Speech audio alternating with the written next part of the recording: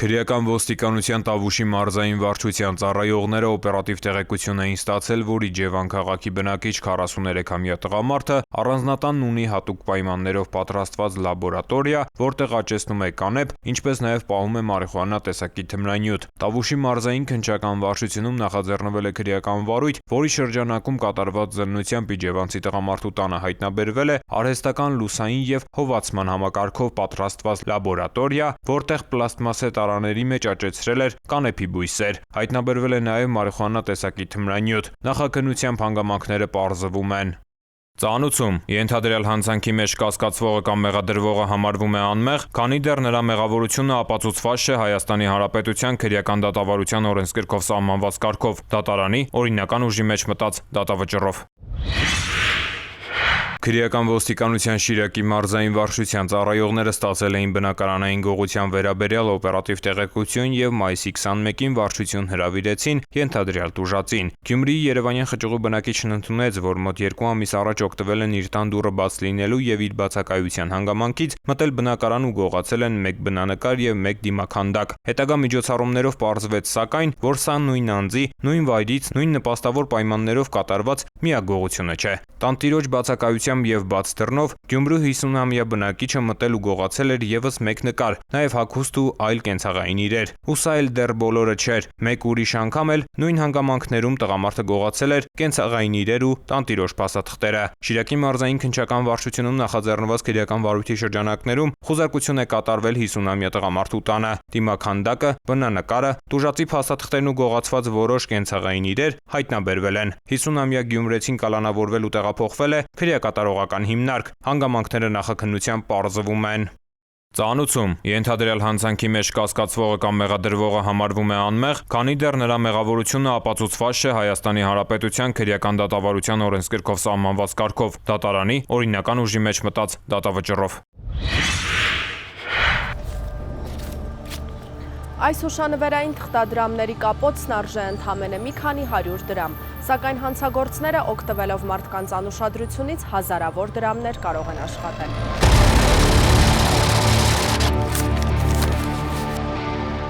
Մեր երկրում տարածում ստացած հուշանվերային թղթադրամները իրենց չափերով, դիմերեսի և դարձերեսի արտաքին պատկերներով նմանակում են Հայաստանի Հանրապետության Կենտրոնական բանկի կողմից թողարկված նոր սերնդի թղթադրամներին։ Ոստիկանությունում հուշանվերային թղթադրամների այսպես ասած իրացման դեպքերի հետ կապված ահազանգերի աճ է գրանցվել։ Ըստ վերլուծական տվյալների խաբեության զոհ են դառնում հատկապես տաքսու վարորդները, առաքիչները և առևտրով զբաղվող անձինք։ Ոստիկանությունը հորդորում է տնտեսվարողներին և քաղաքացիներին գումարային գործարքներ կատարելիս զգոն լինել և ստուգել թղթադրամը, իսկ Կենտրոնական բանկը հուշանվերային թղթադրամները տարբերելու մի քանի ձև է հուշում։ Իրական թղթադրամների դիմերեսի պատկերները շոշափելի են և անհարթ։ Դիմերեսի ձախ հատվածում առկա է օպտիկապես փոփոխելի ներկային հատված, երբ փոխվում է լույսի անկման անկյունը, այն կանաչից դառնում է կապույտ։ Թղթադրամի վերևից ներքև առկա է պաշտպանական ներկից և ակնառու տարբերությունը։ Նշված հուշանվերային թղթադրամների դարձերեսին լատինական տառերով առկա է Souvenir Money of Armenia, Հայաստանի հուշանվերային թղթադրամ գրառումը։ Հարգելի քաղաքացիներ, կրկին հորդորում ենք որևէ ծառայության դիմաց հուշանվերային թղթադրամներով վճար ստանալու դեպքում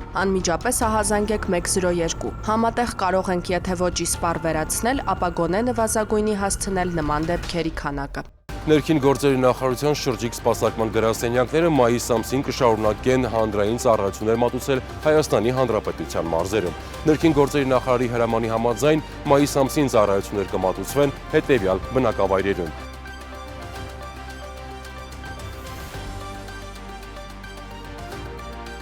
Շրջիկ սպասարկման շրջանակում քաղաքացիները կարող են փոխանակել անձնագիրը, ստանալ ժամանակավոր պաշտպանության վկայական, տեղեկանքներ, իսկ Լեռնային Ղարաբաղից տեղահանված անձինք Հայաստանի Հանրապետության քաղաքացիություն ստանալու համար կարող են տեղում դիմումներ ներկայացնել։ Վարորդական իրավունքի ու սեփականության վկայականների, հաշվառման վկայագրի փոխանակման կամ կորստի դեպքում քաղաքացիները մոտենալով շրջիկ գրասենյակ կարող են նորը ստանալ օգտվել նաև հաշվառման քննական բաժինների կողմից մատուցվող այլ ծառայություններից։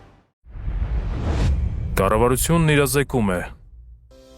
Հարգելի քաղաքացիներ, հունիսի 1-ից սեպտեմբերի 30-ը հանրապետության տարածքում համարվում է հրդեհավտանգ ժամանակաշրջան։ Կարևոր է այդ ընթացքում հատուկ ուշադրություն դարձնել հրդեհների կանխարգելմանը և բնակչության շրջանում բացատրական աշխատանքներին։ Անտառային եւ բուսածածկ տարածքներում հրդեհներից խուսափելու համար արգելվում է չնախատեսված տեղերում վառել խարույկ, նետել այրվող լուցկի, չմարվող ծխախոտի մնացորդ, վառելիքով լիցքավորված ավտոմեքենաների շրջակայքում ծխել եւ օգտվել բաց կրակից, այրել չոր խոտ կամ խոզան, արևով լուսավորվող բացատներում թողնել շշեր, ապակու կտորներ, քանի որ դրանք կարող են ֆոկուսացնել ճառագայթները, վերածվելով հրկիզող ոսպնյակների։ Հարգելի քաղաքացիներ, հրդեհի փոքր օջախի հայտնաբերման դեպքում փորձեք հանգցնել այն, օգտագործելով կրակմարիչներ, բահեր կամ ծառերի ճյուղերի կապուկ, թացակուստ, ամուր կտոր։ Պետք է համոզվել, որ կրակը մարվել է եւ կրկին բորբոքման սպառնալիք չկա։ Պահպանելով հրդեհային անվտանգության կանոնները դուք կօգնեք հրշեջներին, գիտակցելով, որ չնայած նրանց 24-ժամյա անձնվիրաբար ծառայությանը, անտառն ամբողջությամբ եւ մշտապես ուշադրության կենտրոնում պահելն անհնար է։ Որպես հիշեցում, վարչական իրավախախտումների մասին Հայաստանի Հանրապետության օրենսգիրքը սահմանում է հրկիզման կամ կրակի հետ անփույթ վարվելու հետևանքով անտառներում ծառերը, թփերը, մշակաբույսերը ոչնչացնելը կամ վնասելն առաջացնում է նվազագույն աշխատավարձի մինչև 150 նապատիկի չափով տուգանք։ Խոզանները, բուսական մնացորդները ու չորացած բուսականությամբ տարածքները, արոտավայրերի ու խոթարքների բուսականությունը, գյուղատնտեսական, անտառամերձ, անտառային եւ բնության հատուկ պահպանվող տարածքների հողերում այրելը սահմանված նվազագույն աշխատավարձի 50 նապատիկի 300 պատիկի չափով։ Հարգելի քաղաքացիներ, եթե նկատում եք հրդեհ, ապա զանգահարեք 911 հեռախոսահամարին։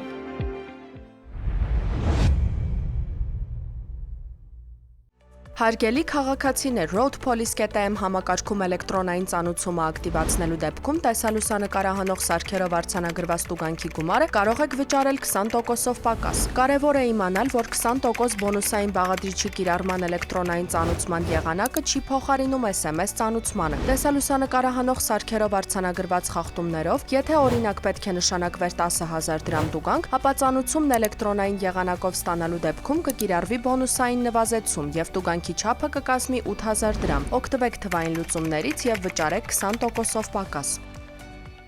Հարգելի քաղաքացիներ, բջջային էլեկտրոնային ստորագրությունը կարող եք ակտիվացնել էլեկտրոնային կրիչ ունեցող եւ առանց կրիչի նույնականացման քարտերով։ Ձեր նույնականացման քարտի PIN եւ PUK կոդերը եզակի են եւ կորցնելու դեպքում վերականգնել հնարավոր չէ։ Սակայն եթե կորցրել եք դրանք, քարտը վերաթողարկելու կարիք չկա։ Նույնականացման քարտով կարող եք մոտենալ բջջային օպերատորի գրասենյակ եւ հեշտությամբ ակտիվացնել էլեկտրոնային ստորագրությունը։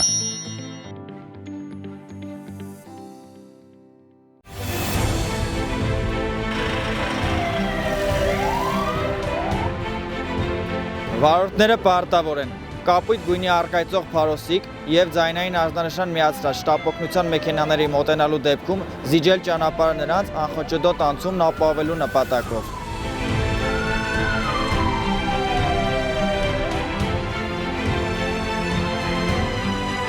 Ճանապարհը չզիջելը առաջացնում է տուգանքի նշանակում նվազագույն աշխատավարձի 20 նապատիկի չափով 20000 դրամ։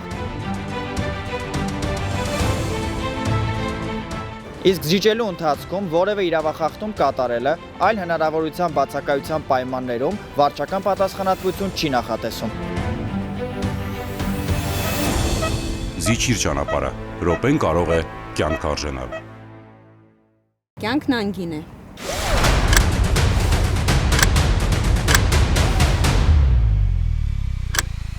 Ամրագոտին կյանքերը փրկում։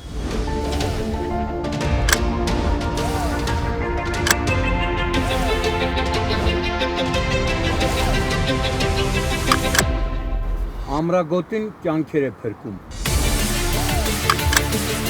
Ամրակապվիր։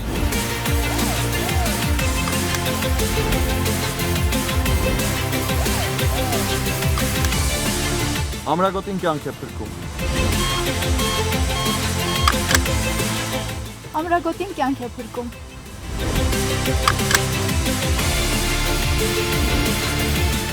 Ամրագոտին կյանք է փրկում։ Ամրագոտին կյանք է փրկում։